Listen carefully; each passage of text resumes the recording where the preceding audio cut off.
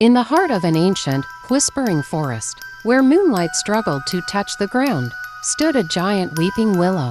Its long branches hung low, like sad arms, and from its bark dripped a glowing, magical sap, like tears. One night, a young woman named Alara, her face pale with worrying, stumbled into the clearing.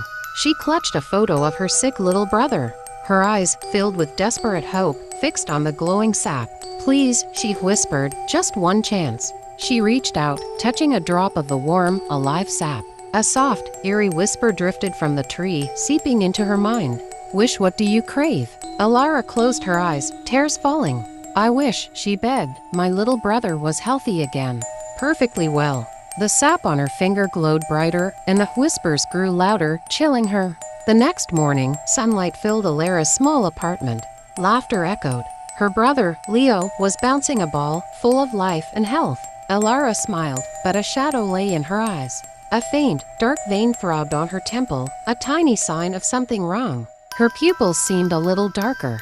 Then, a faint, dripping sound filled the room, like sap falling. Alara looked around, confused. The sound came from nowhere, yet it was clearly there. The tree was calling her. She walked to the window, staring at the distant line of trees. An invisible pull tugged at her, a strange longing for the forest, for the willow. Later that night, Alara was back at the tree.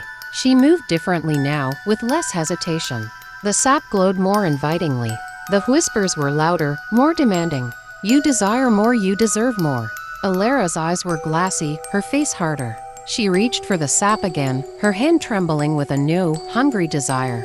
"I wish," she said, her voice strained, "for wealth. Enough to never worry again." The sap pulsed brightly. The tree's branches seemed to lean in, almost touching her hair. The whispers swelled, closer now, cold, and inside her head, a horrifying chuckle rumbled from the tree's roots, mixing with the whispers.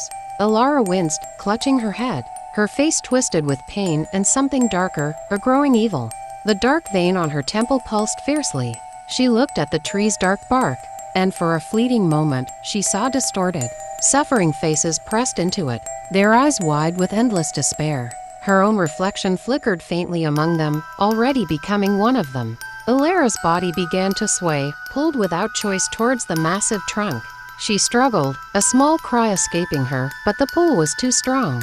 Her eyes, once full of hope, were now empty, filled with the same deep sorrow as the faces in the bark. The whispers turned into a victorious sigh of satisfaction.